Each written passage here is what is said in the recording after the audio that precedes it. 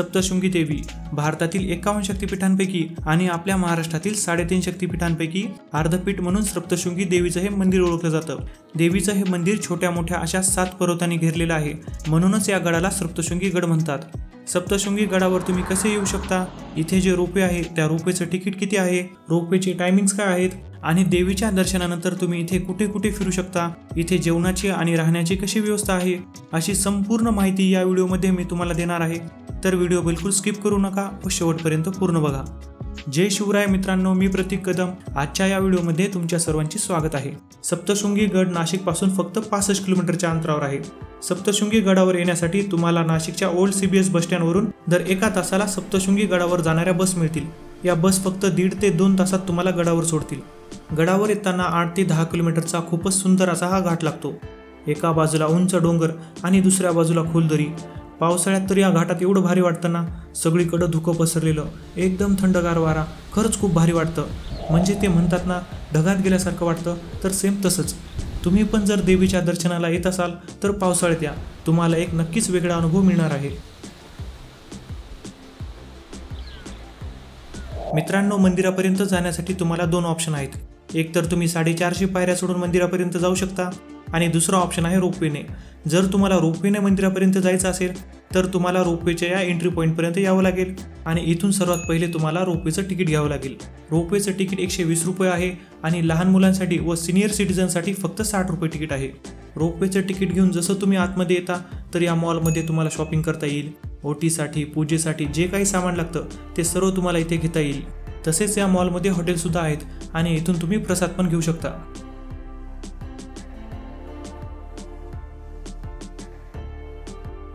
मित्रांनो, हा रोपवे आपल्या देशातील पहिला आणि एकमेव फनिकुला रोपवे आहे, जो आपल्याला फक्त सप्तशृंगी गडावरच पाहायला मिळतो। हा रोपवे दिसायला तर ट्रेन सारखा दिसतो, पण याचं काम रोपवेचं आहे। फनिकुला रोपवे म्हणजे 2 गाड्या एकमेकांना बॅलन्स करत वर खाली जातात आणि या रोपवेची सर्वात खास गोष्ट म्हणजे या रोपवेने आपण फक्त 1 ते 1.5 मिनिटात गडावर जातो। तुम्ही पण गडावर आल्यावर या रोपवेने मंदिरापर्यंत जा, तुमच्यासाठी हा एक लाईफ टाईम एक्सपिरियन्स होऊन जाईल। मित्रांनो, आता आपण पोहोचलो आहोत सप्तशृंगी देवीच्या मंदिरात। आता आपण करूया देवीचे लाईव्ह दर्शन। मित्रांनो, देवीची ही मूर्ती पूर्णपणे सिंदुराचा लेप दिलेली आहे आणि विशेष म्हणजे ही मूर्ती स्वयंभू आहे। स्वयंभू म्हणजे पूर्णपणे नैसर्गिकरित्या निर्माण झालेली। देवीला 18 भुजा आहेत आणि प्रत्येक हातात एक वेगळं शस्त्र आहे महिषासुराचा वध करण्यासाठी। असं सांगितलं जातं की याच गडावर देवीने महिषासुराचा वध केला होता। आजही इथल्या एका डोंगरावर एक मोठं छिद्र तुम्हाला दिसतं। असं म्हणतात की जेव्हा देवीने महिषासुराचा वध करण्यासाठी त्रिशूळाने प्रहार केला होता तेव्हा हे छिद्र तयार झालं होतं, जे आपल्याला आजही या शिखरावर पाहायला मिळतं। चैत्र आणि आश्विन नवरात्रीला इथे मोठी जत्रा भरते आणि एका वर्षात आपल्याला देवीची 2 वेगवेगळी रूपे पाहायला मिळतात।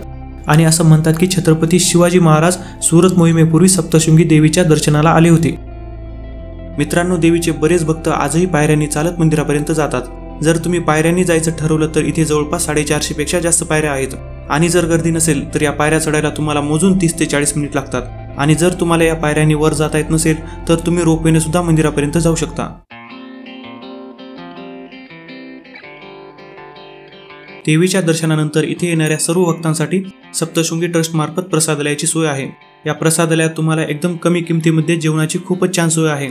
जर तुम्ही साधी थाळी घेतली तर ती थाळी तुम्हाला फक्त 20 रुपयामध्ये मिळून जाईल आणि जर तुम्हाला थोडं काही स्पेशल हवं असेल तर VIP थाळी इथे फक्त तुम्हाला 60 रुपयामध्ये मिळून जाईल।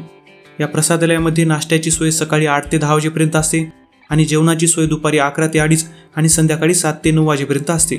नाश्ता किंवा जेवण घेण्याआधी आपल्याला आधी असं एक कुपन घ्यावं लागतं, जे की इथे असलेल्या एका काउंटरवर मिळून जातं।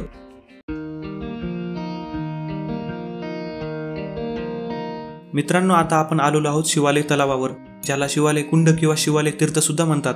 या तलावाचं पाणी खूपच पवित्र मानलं जातं, त्यामुळे देवीच्या दर्शनाला येणारे बरेच भक्त या कुंडात स्नान करूनच देवीच्या दर्शनाला जातात। हे शिवालय तीर्थ देवीच्या मंदिरापासून फक्त 10 मिनिटाच्या अंतरावर आहे। पण एवढंच नाही, या तलावाच्या मागच्या बाजूला इथला सर्वात सुंदर व्ह्यू पॉइंट आहे। इथून तुम्हाला खूपच सुंदर असा हा हिरवागार डोंगर दिसतो आणि इथूनच मार्कंडे पर्वताचं सर्वात जवळून दर्शन होतं आणि याच पर्वतावर मार्कंडे ऋषी तपश्चर्या करत होते, म्हणूनच या पर्वताला मार्कंडे पर्वत असेही म्हणतात। एका पुरातन कथेनुसार मार्कंडे ऋषी सप्तशृंगी देवीला पुरातन कथा आणि श्लोक सांगत असत, म्हणूनच असं म्हटलं जातं की सप्तशृंगी देवीची मूर्ती मार्कंडे पर्वताकडे थोडीशी झुकलेली आहे।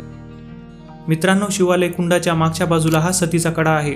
एका पुरातन कथेनुसार देवीच्या एका भक्ताने नवस केला होता आणि नवस पूर्ण झाल्यावर बैलगाडीने गडावर येताना एका दुर्घटनेत बैलगाडी 12,000 फूट दरीत गेली होती.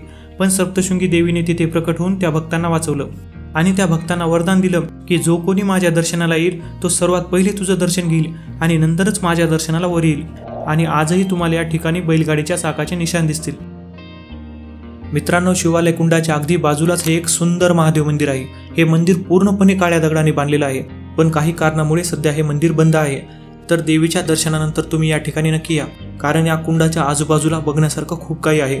इथून तुम्हाला मार्कंडे पर्वताचा पूर्ण व्ह्यू पाहायला मिळतो. तसेच इथे प्रसिद्ध सतीचा कडा आणि जवळच हे महादेव मंदिर सुद्धा आहे. तर देवीच्या दर्शनानंतर तुम्ही या सर्व ठिकाणी नक्की भेट द्या. मित्रांनो, जर तुम्ही सप्तशृंगी गडावर एक दिवस थांबायचा प्लॅन करत असाल तर या ठिकाणी राहण्यासाठी सप्तशृंगी ट्रस्ट मार्फत भक्तनिवास आहेत. तसेच इथे बरीच प्रायव्हेट हॉटेल आहेत.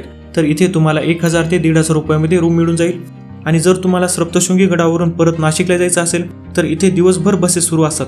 या बसने तुम्ही डायरेक्ट नाशिकला जाऊ शकता. मित्रांनो, सप्तशृंगी गडावर येताना जेव्हा घाट संपतो इथेच डाव्या बाजूला एक सुंदर असा हा व्ह्यू पॉईंट आहे. इथे तुम्हाला तुमच्या फॅमिलीसोबत छान फोटोशूट पण करता येईल. मित्रांनो, सप्तशृंगी माता जशी उंच डोंगरावर बसलेली आहे तशीच चंद्रपूरची माता महाकाली भूगर्भात निद्रा अवस्थेत आहे. पण चंद्रपूरच्या या मंदिराचा इतिहास खूपच रहस्यमय आहे आणि आपल्यापैकी 90% लोकांना या मंदिराचा खरा इतिहासच माहीत नाहीये. तर मग हा रहस्यमय इतिहास जाणून घेण्यासाठी हा व्हिडिओ पूर्ण बघा. चला तर मग भेटूया त्या व्हिडिओमध्ये. बाय.